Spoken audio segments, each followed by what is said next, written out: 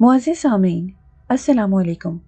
آج جو کہانی بڑا بھائی آپ کی پیش خدمت ہے، اس کی مصنف روز میری ٹیمپرلے ہیں۔ اس کہانی کا ترجمہ مقبول جہانگیر نے اپنی کتاب خوفناک کہانیاں میں پیش کیا۔ آج اس سلسلے کی تیسری کہانی آپ کے پیش خدمت ہے۔ آپ سب سے گزارش ہے کہ میری ویڈیوز کو زیادہ سے زیادہ لائک اور شیئر کر کے میری حوصلہ افزائی کیجیے تاکہ میں اسی طرح اچھی کہانیاں آپ کی خدمت میں پیش کر سکوں۔ چمکیلی دھوپ، گھاس پر پڑتے ہوئے لمبے سائے، گلاب کے سفید پھول، سرخ بالوں والے بچے اور ایک معمولی سا نام، ہیری۔ یہ سب عام چیزیں ہیں، مگر انہی عام چیزوں نے میری پرسکون اور خوشگوار زندگی کو تلخ ترین لمحات میں بدل ڈالا ہے۔ مجھ پر دہشت اور خوف کی مستقل حکمرانی ہے اور میں موت کی آرزو کرتے کرتے تھک گئی ہوں۔ مجھے چمکیلی دھوپ سے ڈر لگتا ہے۔ میں گلاب کے سفید پھولوں کو دیکھتے ہی زرد پڑ جاتی ہوں۔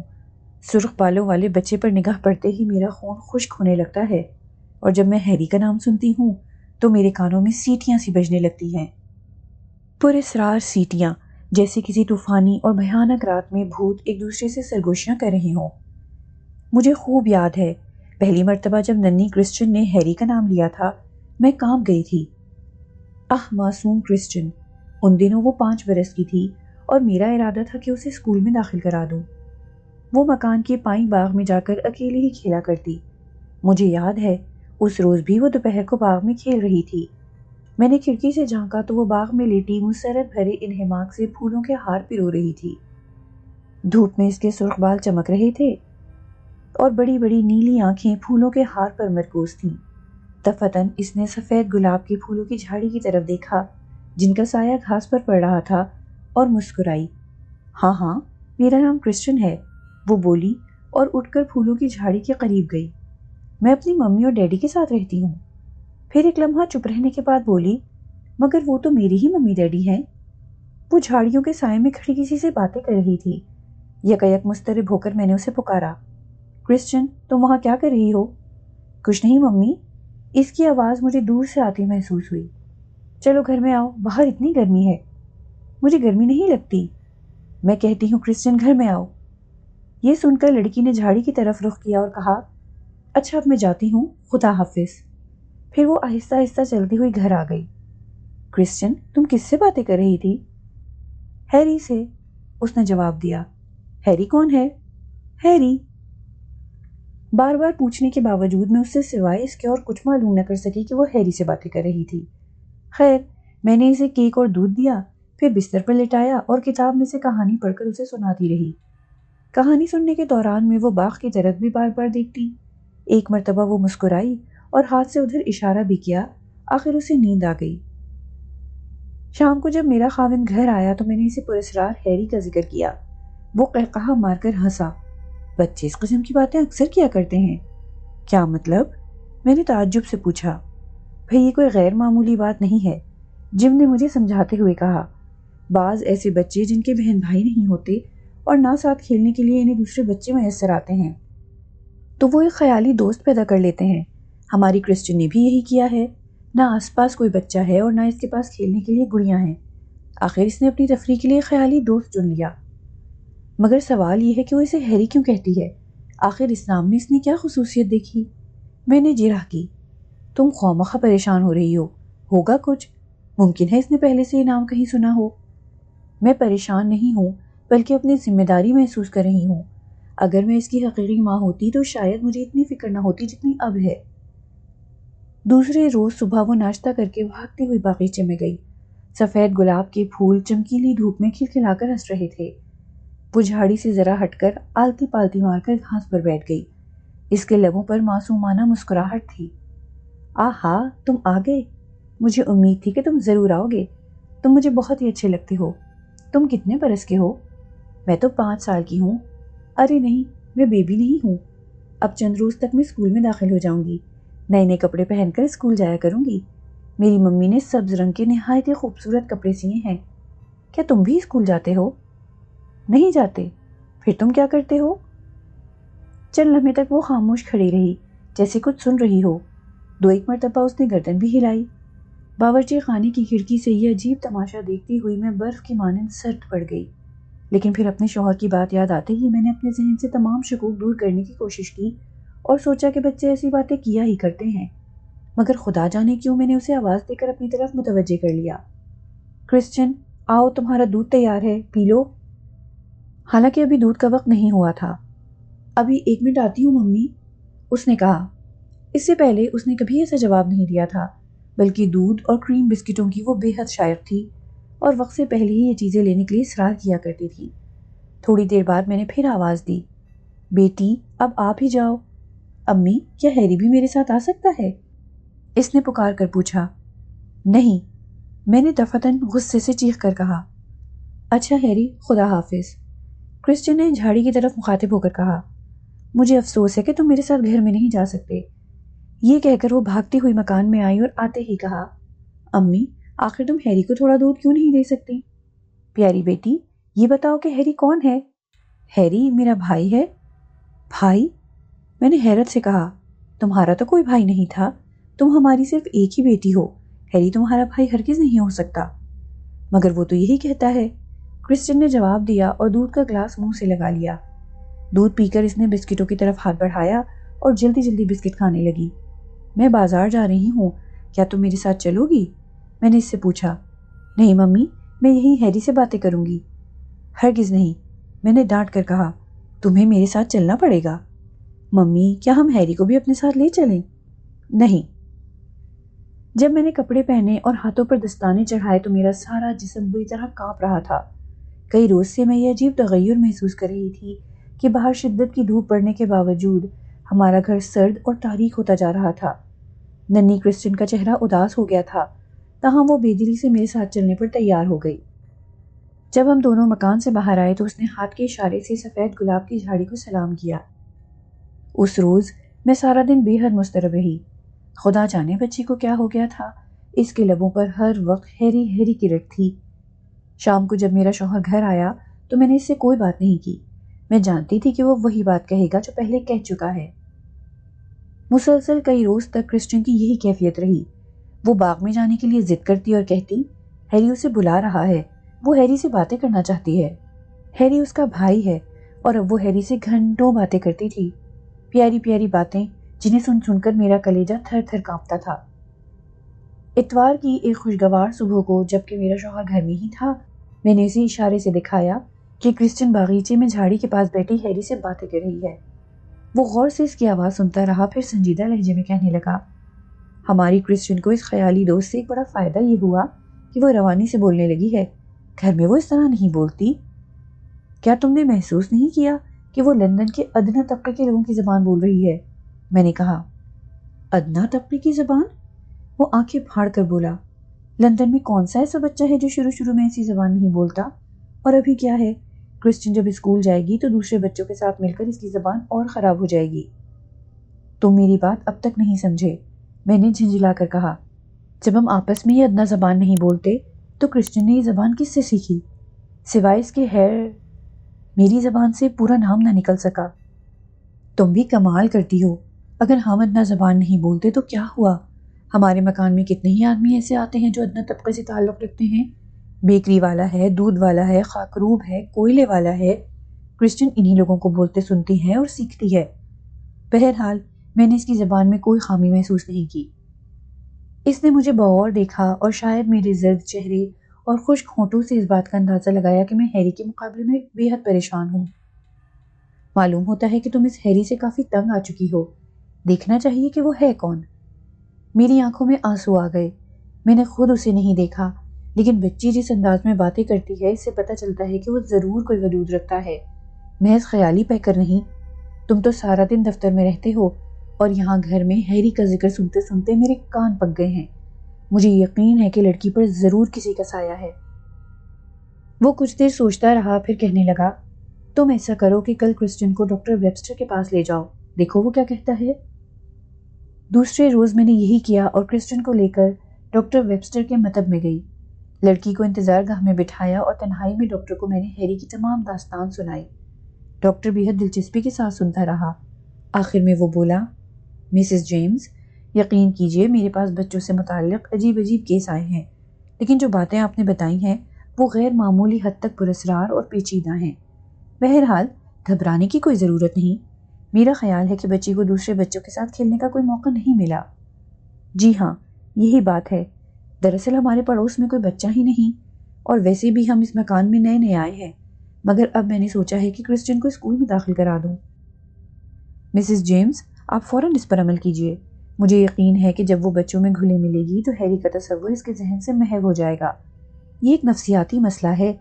ہر بچے کو فطرتاً اپنی ہی عمر کے بچوں کی تلاش رہتی ہے جس سے وہ باتیں کرے، کھیلے کودے اور دل بہلائے، اور اگر بچے کو ایسا کوئی دوست نہ ملے تو وہ تخلیق کر لیتا ہے۔ آپ نے اکثر عمر رسیدہ افراد کو تنہائی میں اپنے آپ سے باتیں کرتے دیکھا ہوگا۔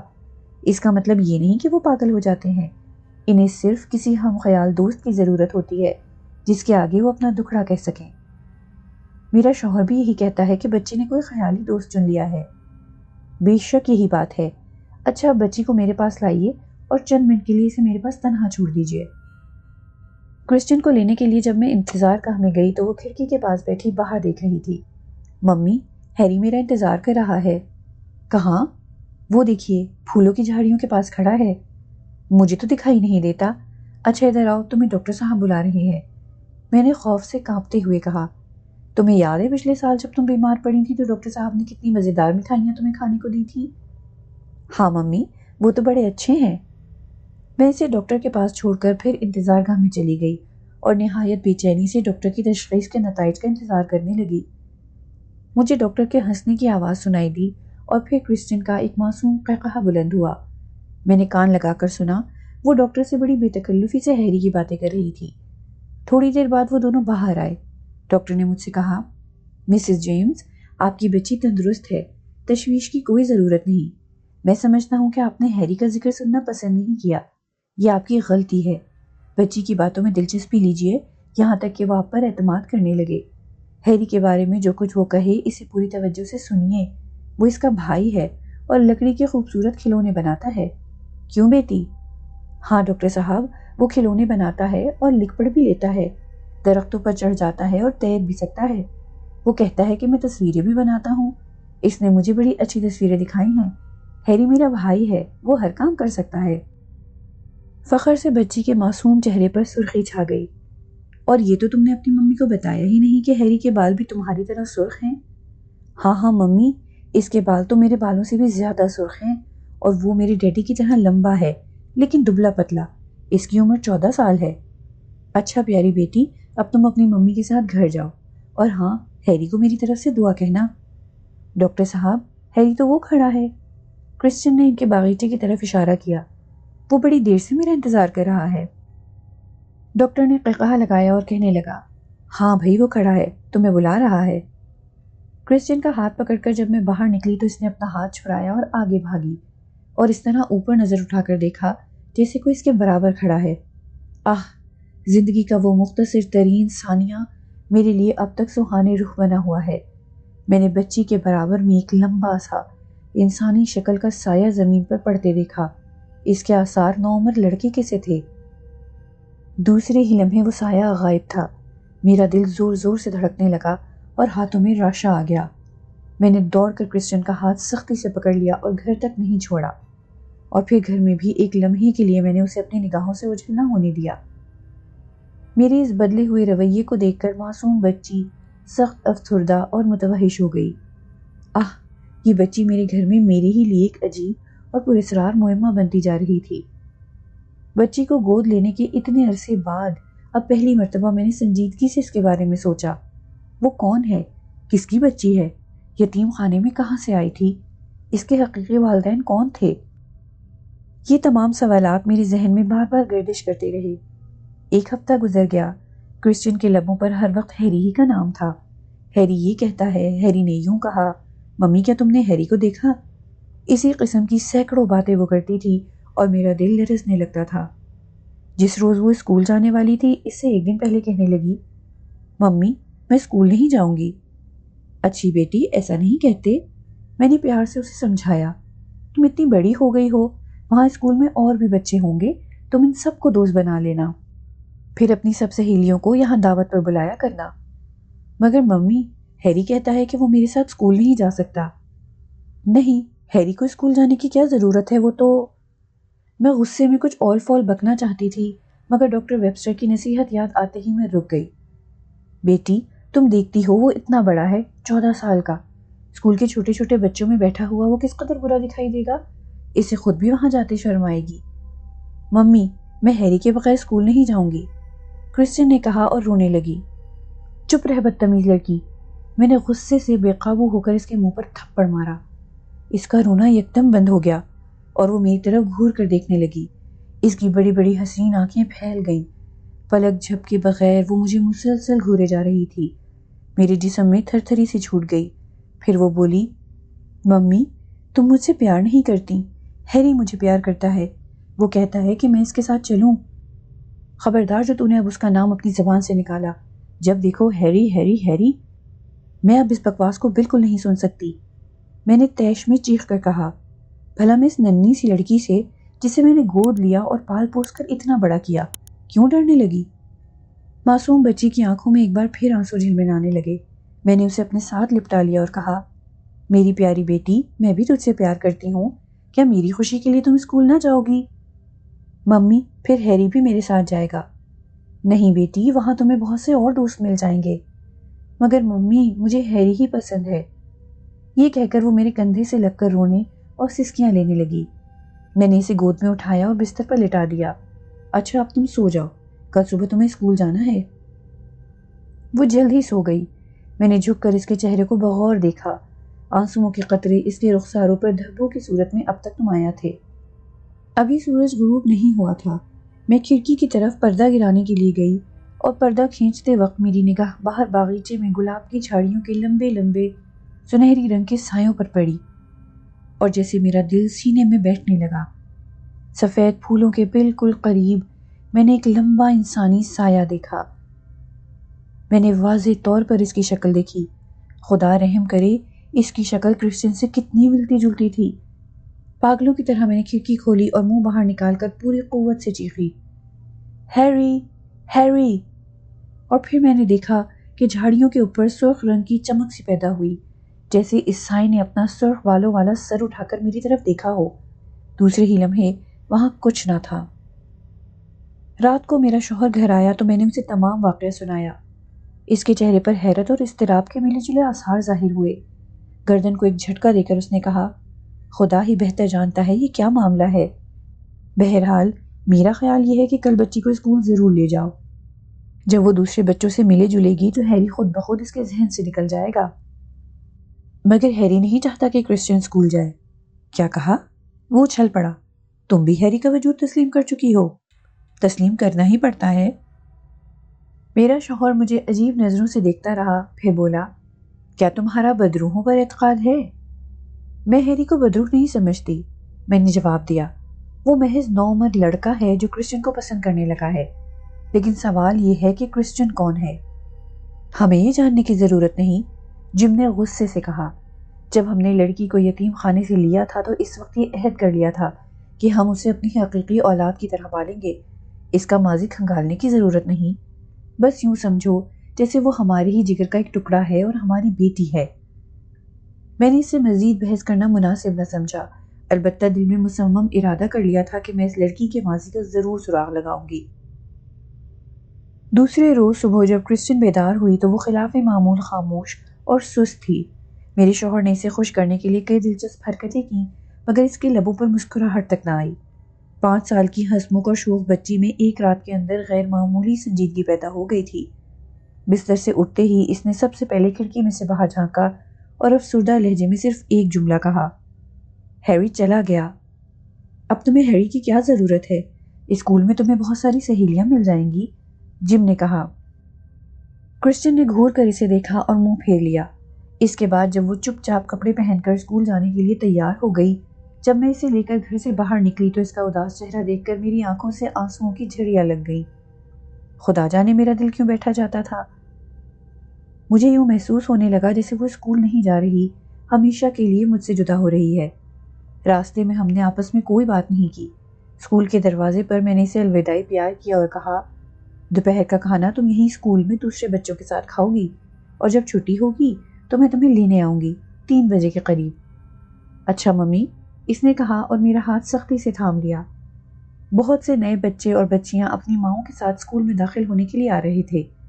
دروازے پر ایک نوجوان استانی نے دلاویز تبسم کے ساتھ ہمارا استقبال کیا۔ اس نے سب بچوں کو ایک جگہ جمع کیا اور اپنے ساتھ اسکول میں لے گئی۔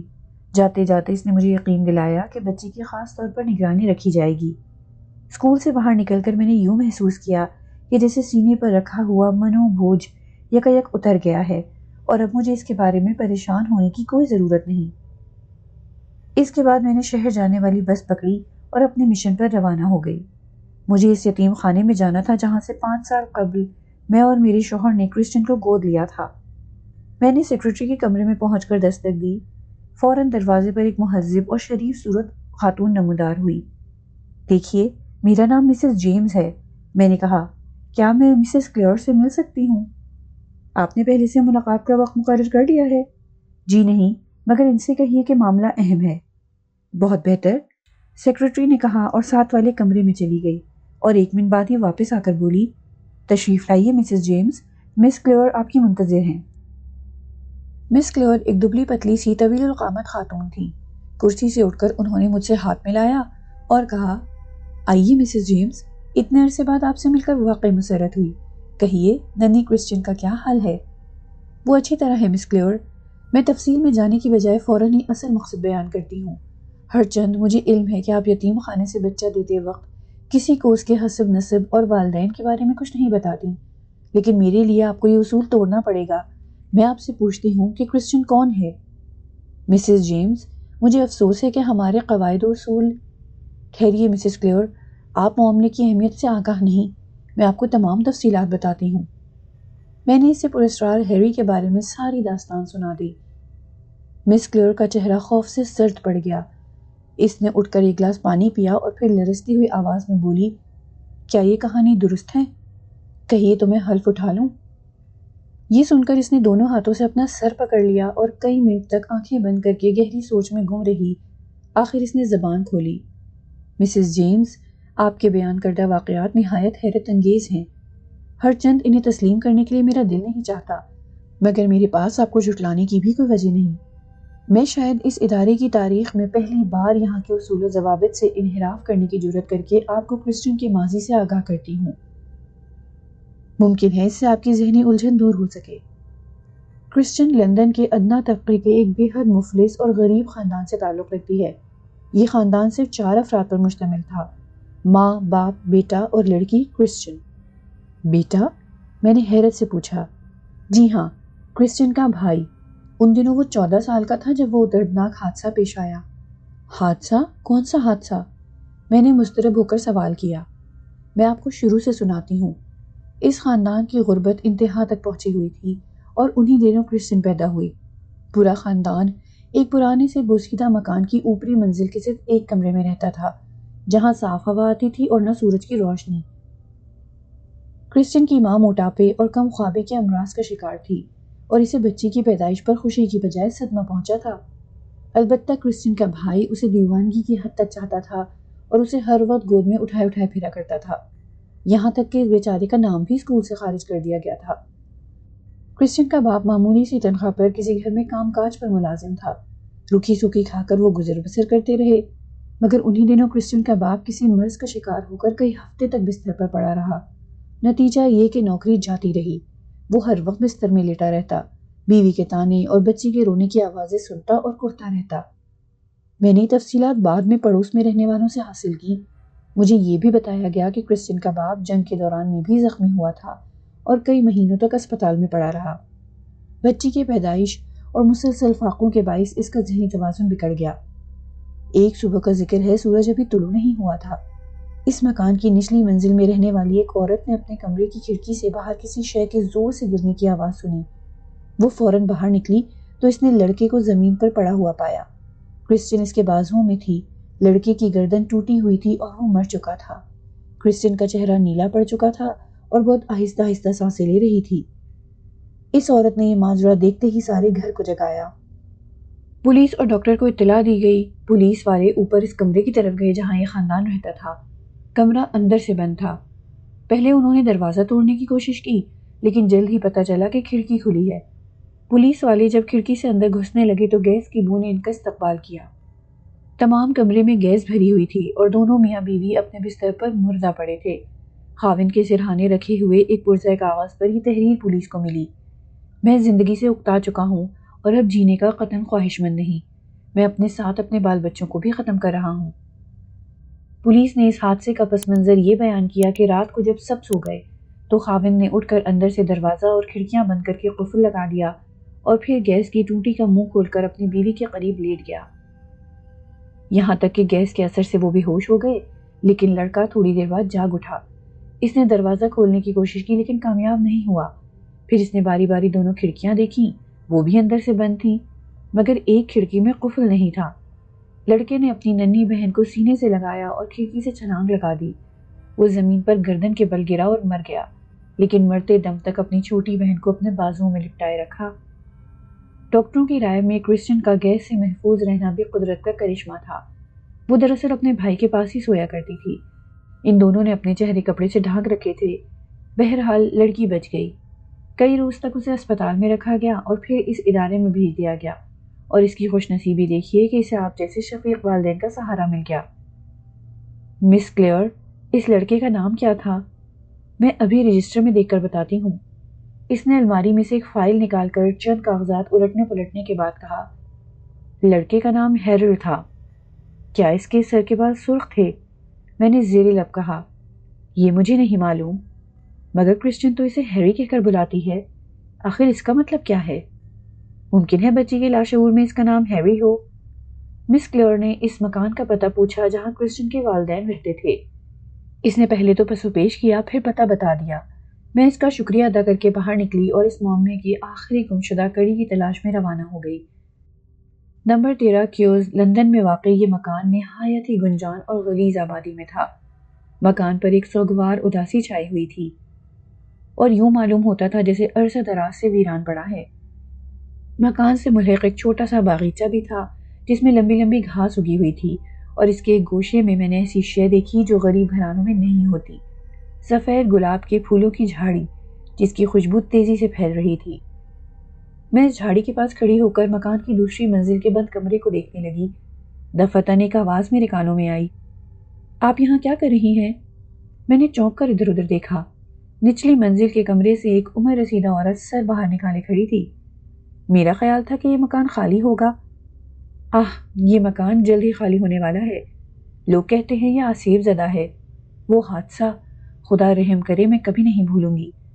اس نے الو کی مانند اپنی زرد رنگ کی گول گول آنکھیں گھمائیں اور بولی: میں نے خود اسے اپنی کمرے کی کھڑکی کے آگے مرا پایا تھا۔ وہ دیکھو، وہاں گرا تھا، پھولوں کی جھاڑی کے پاس۔ اس کی روح اب بھی آتی ہے۔